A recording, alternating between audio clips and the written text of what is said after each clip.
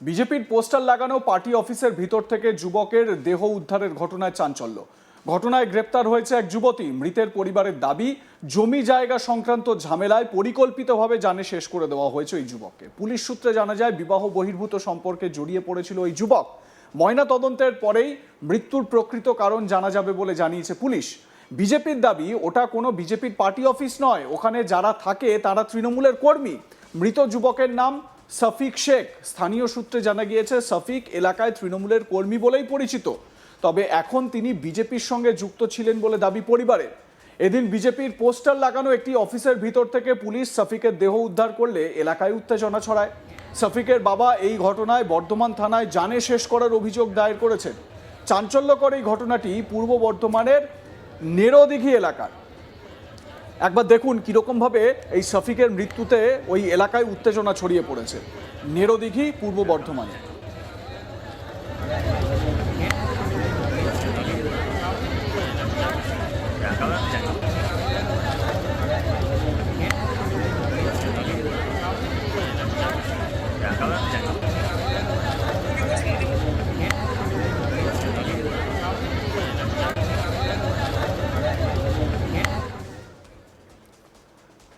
মৃতের বাবা ইদ্রিস শেখ তিনি কি বলছেন, শুনুন তার বক্তব্য। রকি, আনিস এরা সব দল মেলেছিল এবং সানায় খোকা ছিল, সানাইও ছিল এবং যার দিনও ছিল, সব হুমকি দিয়ে গেছে যে করে দেবো। এই আমার বিরোধী পার্টি, আমার এখানে একটা 30 কাঠা জায়গা আছে, ঘিরা আছে, ঘর কল সব আছে। বিরোধী পার্টি বলতে মানে টিএমসি দল করে, ওরাও টিএমসি দল করে। আমি সমর্থন করতাম, কিন্তু আমি যখন আমার মারধর করলো আমরা সাইড হয়ে গেলাম। তারপরে সুরজ হচ্ছে মেন, সুরজ হচ্ছে আমার ছেলেকে খুব মার মেরেছিল, ইসমাইল। হ্যাঁ, আমার ছেলে সেরকম ভালো পার্টিতে যেত না, ভালো সমর্থন থাকতো। বিজেপি এখন চলে এসেছে, কারণ প্রথম তখন টিএমসি পার্টি ছিল বলে আমাদের জায়গা ঘিরি আছে বলে যদি ভ্যাংচর করে দেয়। আমরা যখন মার খেয়েছিলাম 6 মাস আগে, তখন থেকে আমরা ওই দলের থেকে আর ভালো সমর্থন করি না। তারপরে আমি বিজেপি অফিসে, পার্টি অফিসের সাথে সংগঠন ছিলাম, কিন্তু আমার ছেলে পার্টি অফিসে দৈনিক চলে আসতো। আমার ছেলে খুব ভালো ছেলে ছিল এবং যখন কালকে রাত্রিতে 12টার সময় আমার ছেলেকে হুমকি দেখায়, তখন আমি আর ছোট ছেলে মিলে আমার বেটাকে ঘরে চলে যায়, তোমরা কেউ করবে না, মারামারি করবে না, আমরা কালকে দিনবেলায় ধরবো। কেন মারামারি হুমকি দেখাচ্ছে? ওরা যখন পার্টি জিতলো তখন ওরা সব পালিয়ে গেছিল। এখনো সুরজ পালানো হয়েছে, সুরজ ঘর ঢুকে নেই। আবার এই কিছুদিন এই ক্লাস এসেছে, চায়ের দোকান খুলেছে, খোলার পরে আবার হুমকি দেখাচ্ছে,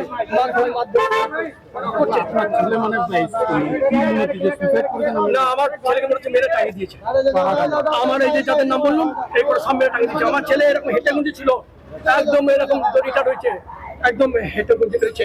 আমার ছেলে যদি মারা যেত পার্টি অফিসের মধ্যে, হ্যাঁ পার্টি অফিসে, তাহলে তো লাপালাপি করতো, ছোড়াছুড়ি করতো, একটা টাঙানো থাকতো। হেঁটে গুঁজে রয়েছে আমার ছেলে, হেঁটে গুঁজে কোনোদিন গলায় দড়ি দেওয়া হয়? কি মনে হচ্ছে যে মেরে কারণটা আমার জমি জায়গা নিয়ে ঝামেলা, এই একটা রাত যে করতে দেবো না, দেখবো কি করে পারে, গরিব মানুষ এই নিয়ে তারা জড়িত ছিল।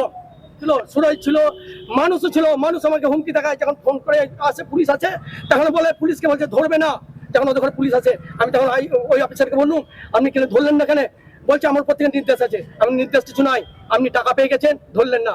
কিন্তু আমরা তো মার খেলাম, আমার মা পাঠিয়ে দিল, কেন করলেন না? আমি মানুষ ওই সভাপতি হয়েছে, ওই মানুষ টিএমসি। আমি বারবার বলেছিলাম আমাকে তোর কাছে কাগজ লিখে গেল, আমার ওখানে জায়গায় ঘিরে আছে। 6 মাস আগে হয়েছিল। হ্যাঁ 6 মাস আগে আমি বলেছি, আমার 18 বছর 19 বছর মামা চালাচ্ছে, ওদের সাথে সঙ্গ দিচ্ছে, পয়সা নিয়েছে, জমি আপনার দখল করে নিচ্ছে। হ্যাঁ দখল করে দিয়েছে। আর বলি আমি দখল আছে আমার, কিন্তু দখল করতে পারে নাই, আমার কাগজ আছে। ওরা দখল করতে চাইছিল, আপনি বাধা দিয়েছিলেন, সেই নিয়ে ঝামেলা।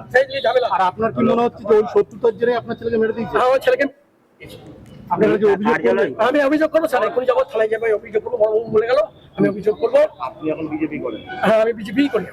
আপনার ছেলে? আমার ছেলেও বিজেপি করে, পার্টি অফিসে তো মেরেছে, পার্টি অফিসে তো মেরেছে। ওরা সব তৃণমূল করে? হ্যাঁ ওরা সব তৃণমূল করে, সব তৃণমূল করে। আমার এখানে স্যার একটা কথা বলছি, ওরা যদি কাগজ দেখে আমি 10 মিনিট ছেড়ে দিয়ে যাবো, ওই জায়গা আমার ঘিরা আছে, ঘর কল সব আছে, কোনো কাগজ নাই।